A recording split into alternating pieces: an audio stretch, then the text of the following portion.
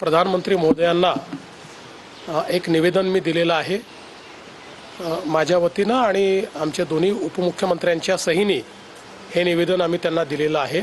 आम्हाला NDRFच्या माध्यमातून भरीव मदत करा आणि जेवढी जास्तीत जास्त मदत करता येईल ती मदत करण्याचं आश्वासन देखील माननीय प्रधानमंत्री महोदयांनी त्या ठिकाणी दिलेलं आहे। कर्जमाफीच्या संदर्भात आम्ही आमचं घोषणापत्र आहे त्या घोषणापत्रामध्ये हे आश्वासन दिलेलं आहे, त्यामुळे त्या आश्वासनाची पूर्तता आम्ही निश्चितपणे करणार आहोत। ती आता कधी करायची कशी करायची या संदर्भातली आमची एक समिती तयार झालेली आहे, ती समिती त्याचा अभ्यास करते आहे। आता खरीपाकरता घेतलेलं कर्ज फेडण्याची वेळ पुढच्या वर्षी येणार आहे। आत्ता शेतकऱ्यांना महत्त्वाचं काय आहे तर तातडीची त्यांच्या खात्यातली मदत ही अधिक महत्त्वाची आहे, त्यामुळे ती खात्यातली मदत पहिले करणं ही आमची प्रायोरिटी आहे। पंतप्रधानांनी सांगतो की PM केअर फंड आता वापरा, नाहीतर कोणाची केअर घेताय तुम्ही? PM केअर फंडातून माझ्या शेतकऱ्यांना कर्जमुक्त करा, नाहीतर शेतकऱ्याला पर हेक्टरी 50,000 रुपये द्या।